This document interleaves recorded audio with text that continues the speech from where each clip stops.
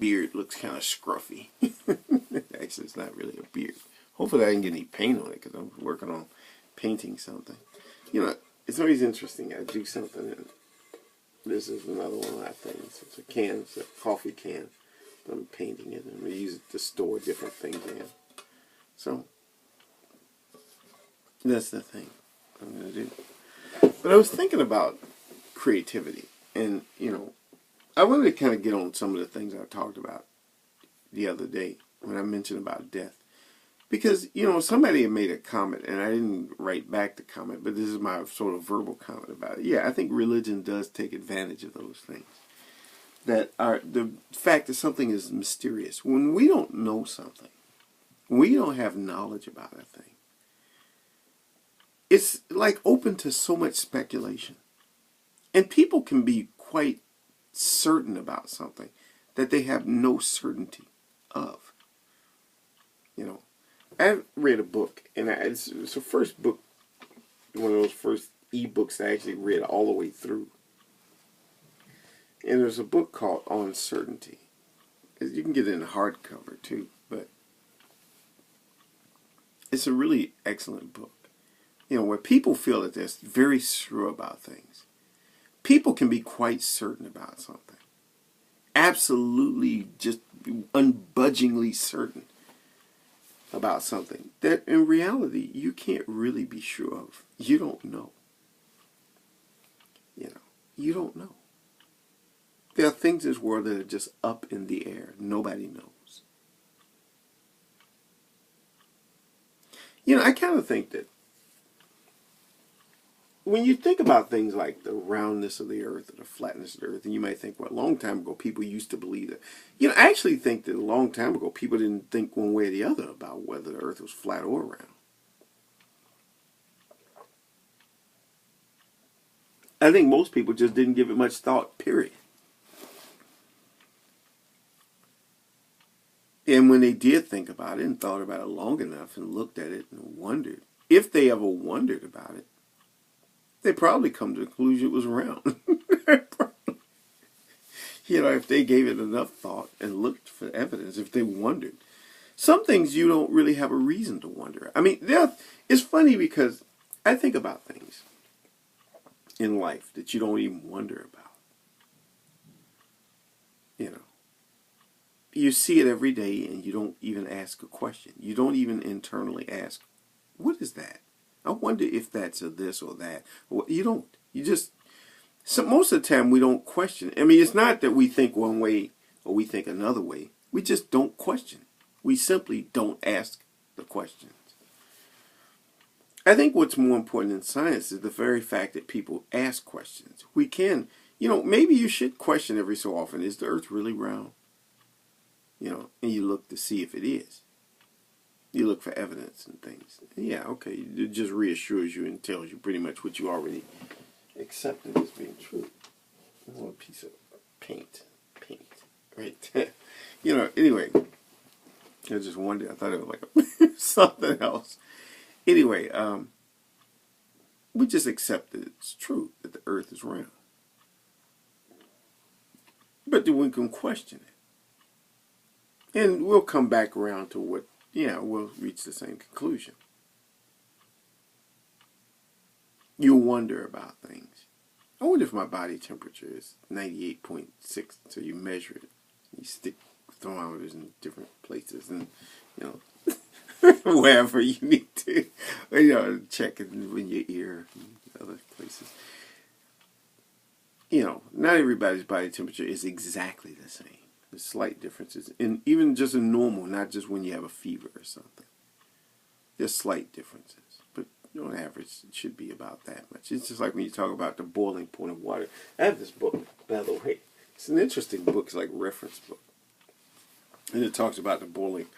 You know, the boiling point of water is always said to be 212 degrees Fahrenheit, 100 degrees centigrade or Celsius.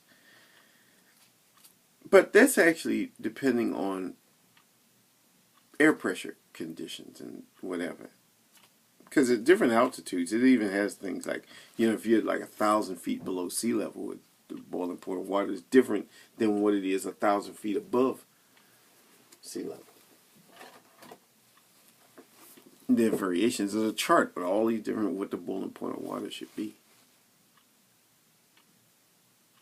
Same thing with the speed of sound. The speed of sound is not a particular number. It depends on where. Below sea level in air, it's a certain thing. In water, it's a certain thing. It's even faster underwater.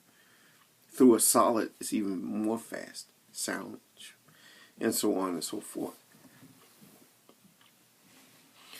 The thing is that there are lots of things in this world that, some things we can check out and we can measure and things. But, death is not one of them things you can measure.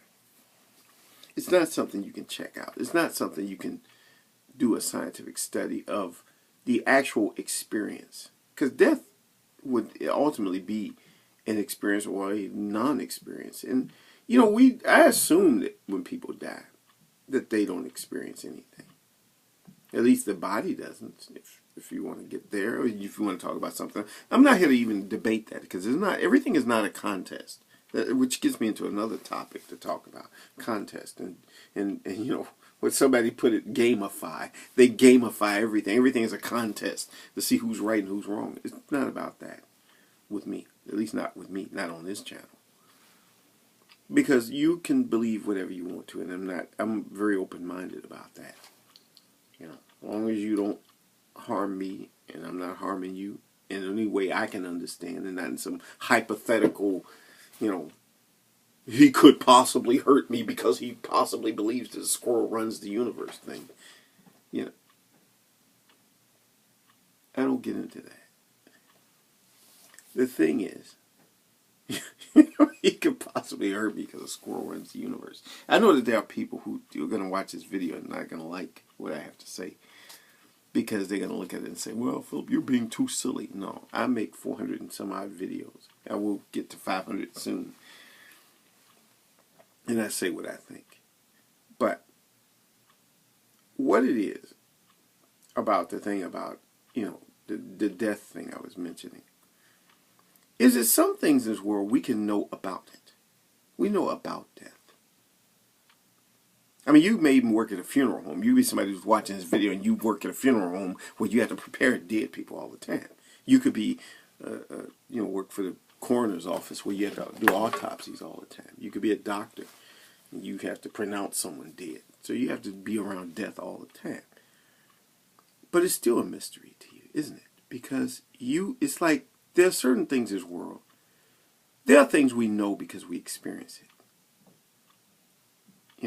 If I hand you a cup of coffee, you can taste it. If you had never tasted coffee and I told you about it, you know about it. You may know it tastes sweet if you add sugar to it. It's bitter when there's no sugar in it.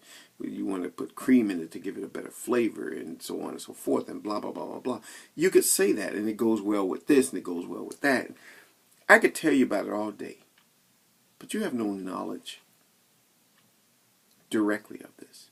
But you know about it. You could quote everything about coffee.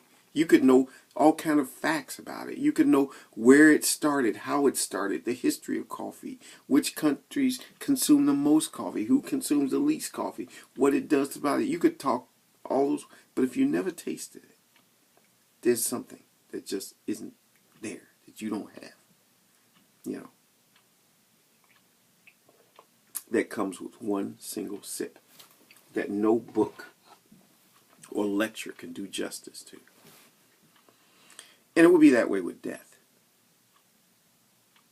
All the books, all the lectures, when it's you, and we all will experience it at some point, maybe, hopefully when I'm 199 years old or something, and I'm skiing down a mountain slope. Maybe I might hit a goat or something. I don't know. Hopefully that won't happen. But at some point it's going to happen, and I'm going to know. And once I know, as far as I understand, at least on this side of the world, I'm not going to be sending reports to the living people to let them know. Because whatever it is that it is, it's of no benefit to the people who are alive. It's no benefit to the people who are living. But religious people I'm a person who believes in God. I'm not religious in the normal sense of it. So let's just go there. I'm not going to explain it all day. The thing is that there are a lot of people who want to tell you what's going to happen to you when you die, so that you can start doing something in this side of the situation. To be prepared for the other side.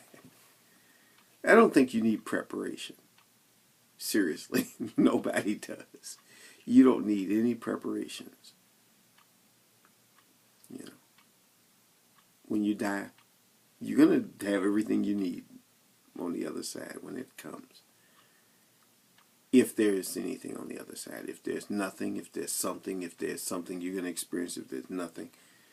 Sometimes I learn to just let a mystery be a mystery and not try to fill it in. You don't need to fill it in. You don't need to create a thing about it.